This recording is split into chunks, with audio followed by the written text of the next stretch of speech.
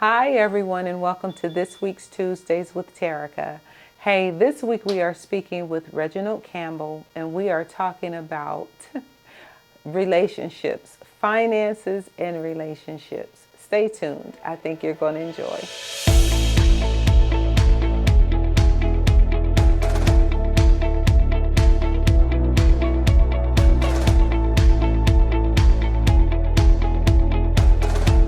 Hi, everyone, and welcome to this week's Tuesdays with Terica.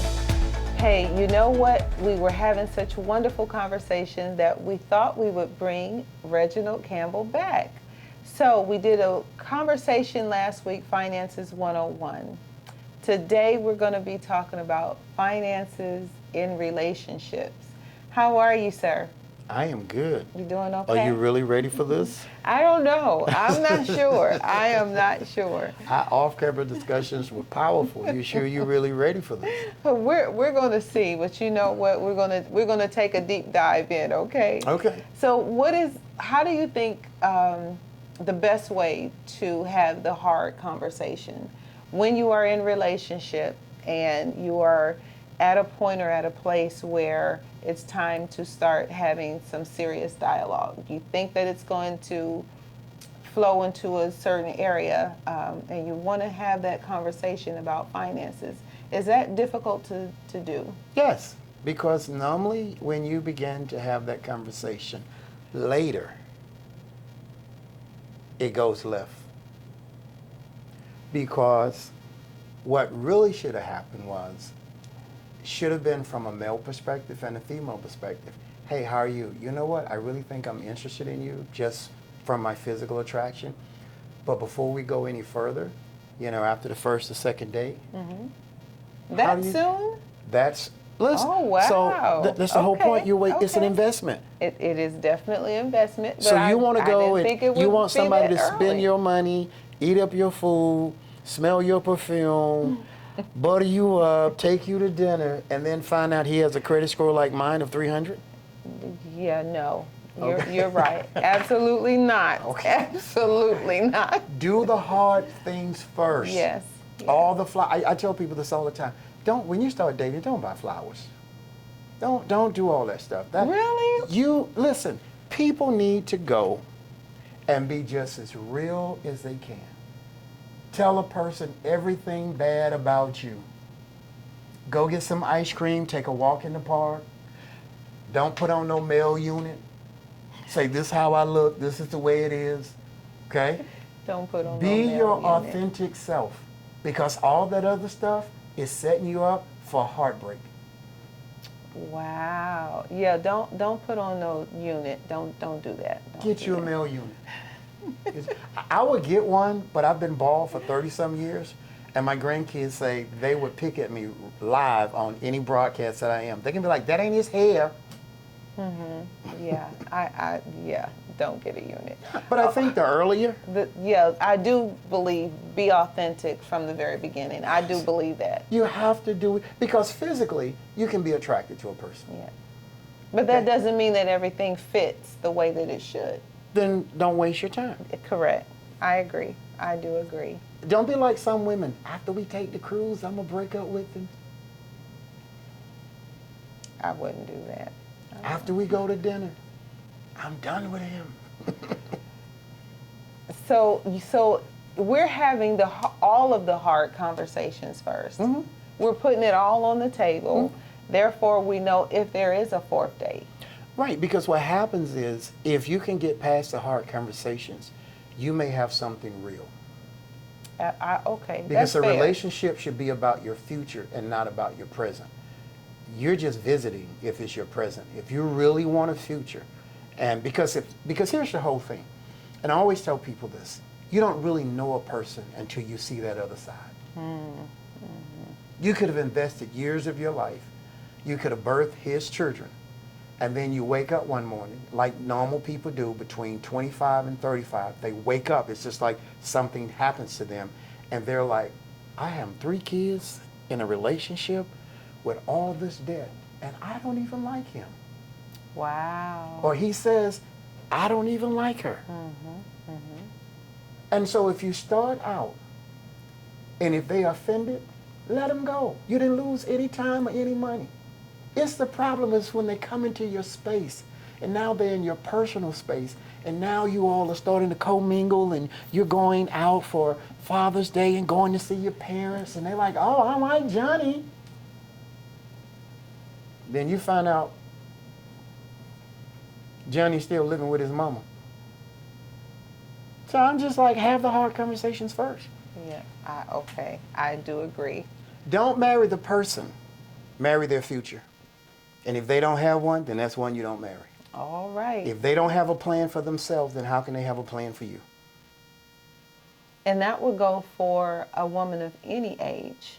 And a man. What? Oh, okay. No, let me explain it to Okay. you. I actually talked to a guy. He's an older guy. He has some challenges, and we all do. And this was in 1970, and many of you weren't born at that time.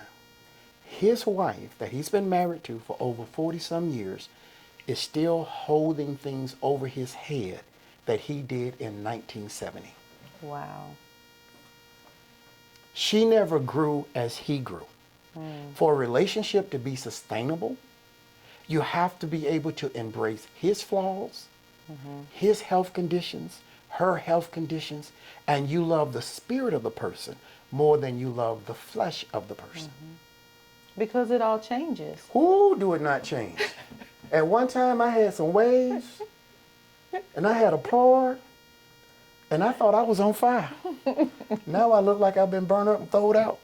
I'm just being honest. They said I look like one of the 5 heartbeats. Remember when that movie came out? Because I had the little part, had the little wavy hair. Nah, I couldn't part this bald head for nothing. So get the hard stuff out. Get it out the way. That way you don't waste your time. Oh my goodness. Because here's the thing. You know this, and you know this. You always meet their representative before Yes. you meet who they really are. Yes. You need to bypass the representative. Let them get sweet later. You got to have those hard conversations. So is there a difference, because I know you said there's, in one of the conversations that we were having, you said that there's no gender or color in certain things when you are discussing finances. Right. But when you are a seasoned person, it's a little different because now you've hopefully established a little something for yourself.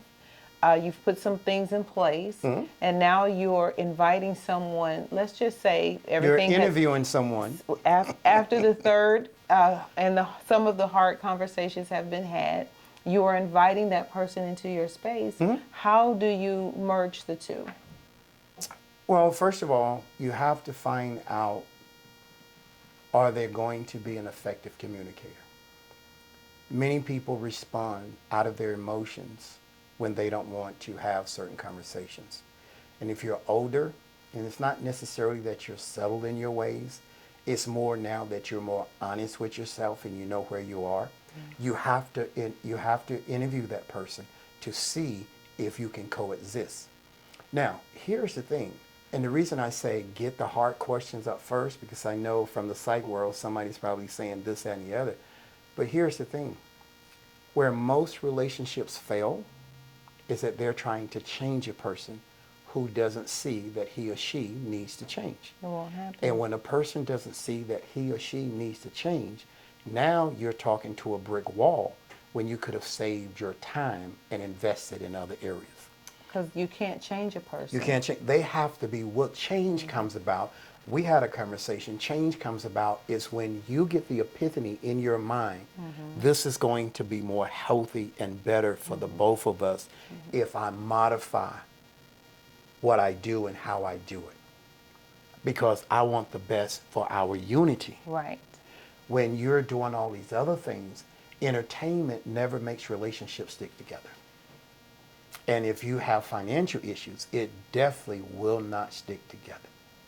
So what is the thought for a person of a certain age when they may not have as much as the other party? Do you think that is, I know it's a conversation that needs to be had prior to, but do you think that's as important? Yes. Okay. Well, I can speak for myself. I had 3 children, was divorced. And so the relationship that I was taking on, Her friends said, well, you're going to have to pay his child support. You're going to have to do this. You're going to have to do that. He can't do it. And I was very upfront. I said, I have 5 more years on these children that I have to pay. I'm talking about a couple grand a month. So I'm not going to have the financial freedom. Here's my credit score. Here's where I'm at. If we're going to build something, we can't fool each other. If I'm afraid to share now, then I'm going to be hiding things all throughout the relationship. Because if you use what you guys call the Bible and the text, it says when a man leaves his mother and father, he cleaves. And they become one. It can't be a half a third and a half a third. Either you're all in or you're all out. And it doesn't mean that you lose your individuality. But if there's no effective communication, if you're afraid for them to see your bank account, if you're afraid, then you're not really cleaving because it is the cleave, it is the inlocking that will cause you to support her when she have health issues. And statistical data says that women outlive men. So she's going to have to take care of you. I almost said something, but I'm not on my program. She's going to have to take care of you. And if you have always locked her out because of your male dominance, you're not, that's what I'm talking about. You may not have her faithfulness in your time of need. Wow. Yeah, y'all ready to get off the camera? Oh my God. No, because it's still information that needs to be said and it needs to be heard. You know why? Because most people get into stuff and then they try to figure out the mess. Right. And they spend their whole rest of their life trying to figure out a mess that they didn't have to get into. So with accounts, because no, there's not with accounts. You need to ask him, do we have life insurance? Well, you're right. Life insurance, investments. What do you have set aside for your children? Yes. How do you propose to take care of them? Will there be anything? Well, no. If you're going to be his spouse, you need to look him in the eye and say, how are you going to take care of me? Because there's nothing in the Constitution. That was going to be my next statement. There's nothing in the Constitution of the United States or in the 39 books of the Old Testament and 27 books of the New Testament that says a woman has to work. And when I deal with young men, I say, so what happens on that wedding night?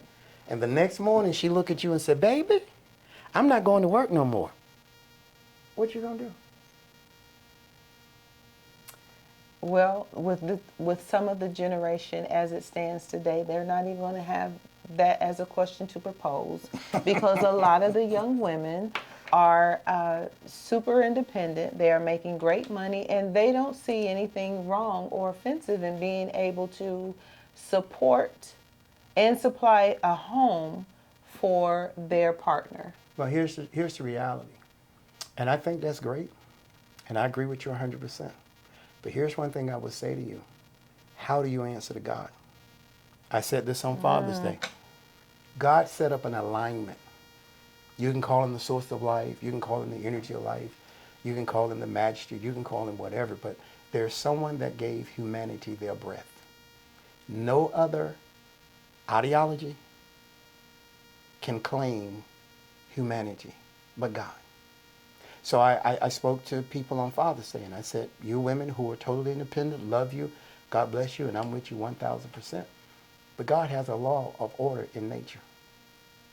How do you bypass God's law and expect to live an eternity in his kingdom? I don't know that people realize that. Well, this is why we're together. And this is exactly why we're here. It isn't me you have to answer to. It isn't your spouse. And see, the Bible even tells a man, he said, love your wife as Christ has loved the church. A woman is a gift from God. She's not property. She's not bought. She's there as a helpmeet and to be cherished. Independence is good. I have 2 daughters, and I tell them, you know, first of all, you should be independent. But just because you're independent doesn't mean you don't have anything to share. You are supposed to bring your independence because now you can be a greater support to him. And any man that's intimidated by your independence is not the man for you. And again, that's usually not the conversation that is had until after the fact. And now you see that even though you're better with finances, he doesn't want you to be the one that handles the finances. Whoever is the smartest with the money needs to handle the money. That's neither male nor female. If she can budget and she can envision, then she needs to handle the money. That doesn't make you weak. That makes you smart. There's nothing more smarter than a smart woman and a proud father that he has prepared his daughter. You shouldn't dummy down a female. And you shouldn't allow anyone to dumb you down. No.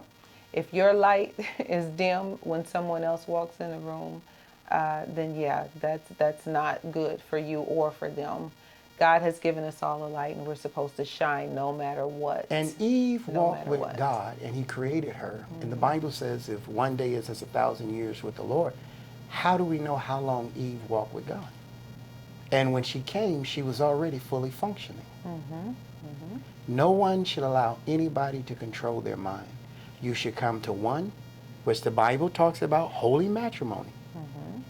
And you both should be submissive to God.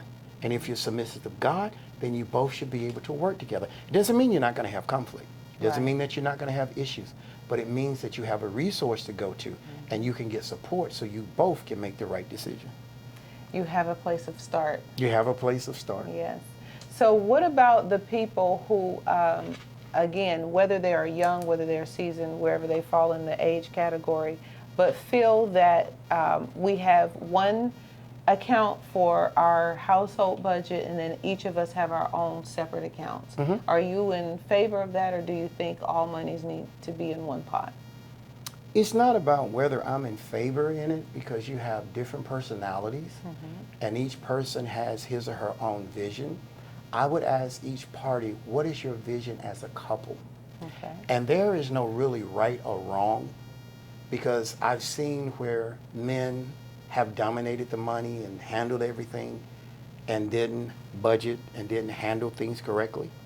I've seen it on the other hand where women have it. I think more than whether you have the same account now, I would recommend for future purposes that your spouse's name is on your account. It doesn't mean that he or she has to know how much money you have in your account. Just in case you get ill or in an accident and you have things that need to be taken care of, that's why you have your life partner.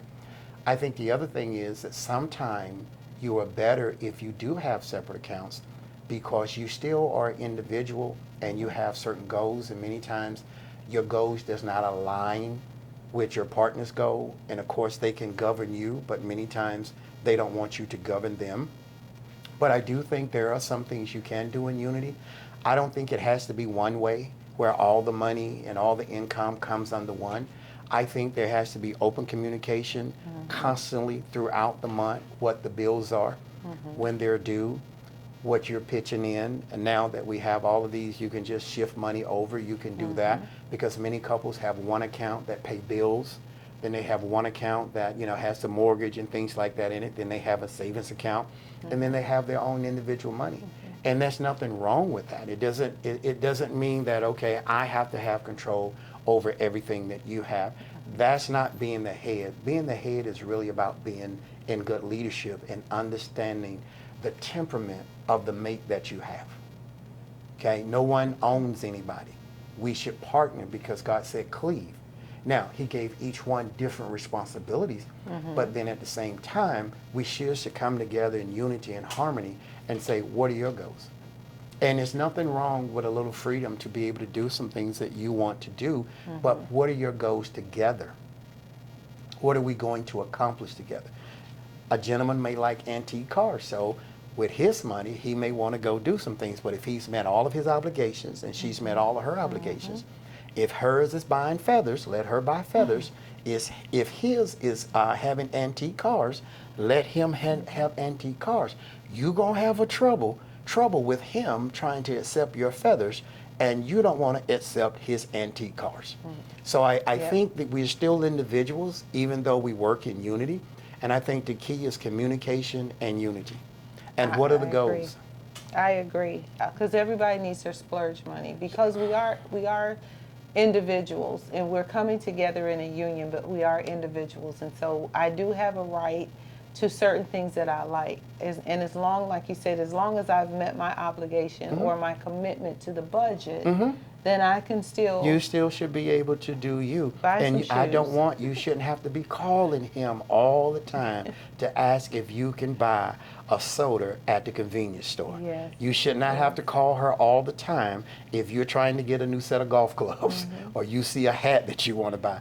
I think you need to have, you're still individuals. Absolutely. You have a union, but you're still individuals. And the thing now, this is what I'm going to say, and it's going to be a little tough. I really believe women should have some things of their own.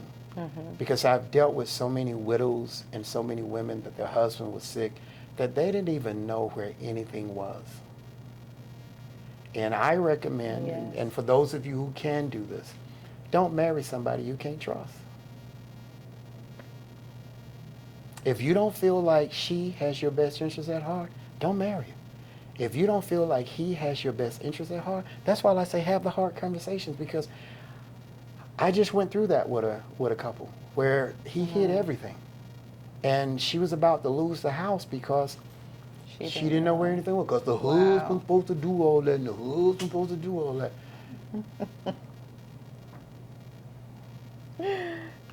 Yes, I agree that you should know. You should still be an active part in the marriage or in the relationship.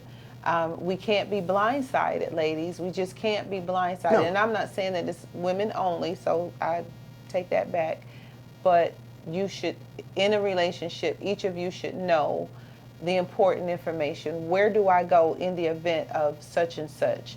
Who do I call first in case of such and such? How do we handle this?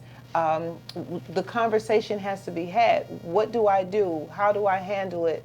Who is the first person of response? Who do you want me to call in your family? Who should you call in my family? How do we do this? And make sure you have a trust. Yes. Because if you have children that is not in your relationship, you're going to have a problem with the will. Every couple needs a trust. Go ahead. I'm just saying, because I see the fights. Well, and so let's go a little deeper into that. And that is because a will can be challenged. A will can be challenged and can be held up for years. A trust is non-revocable because it's set up the right way. And listen, you don't have to be a millionaire to have a trust. Every relationship should have a trust, and it is legally binding. I really want to, and I hope that what we're saying is information that is good for you guys, at least food for thought, because I want everybody to get out of the mindset that you have to be a millionaire to put some things in place. You don't have to be a millionaire just to have your business in order. And that's what I think a lot of people, when they're entering into a relationship, yes, you have to have the conversations, but you still have to walk that out as well. You still have to put it pen to paper. You still have to have it documented. Somebody needs to know where the paper trail is. So in the event that there is something that happens, you're not still standing in the dark and saying, oh, well, we talked about it. Okay, well, we did this and we did that, but there's still nothing to prove what you're stating. So that's why we're having the conversation, because it's real. We are in relationships, and we need to make sure that you are covered, and so is your partner. Yes, and you need to have vision for yourself, and you need to have vision for your family. And together, working in unity with Christ as the head of your life, you can pretty much enjoy a healthy and a happy life and meet all your obligations. Okay, guys, well, I hate that we're having to wrap this up so quickly. I feel like there's still more conversation that is needed and yet to be had. We will continue this at a later date, but I am Terica Talbert with Century 21 Blackwell and Company. We want to thank our guest, Reginald Campbell, for being here with us. Stay tuned. Some other things are going to be coming, and I want you to be a part of it. Have a great week. Until next time, enjoy.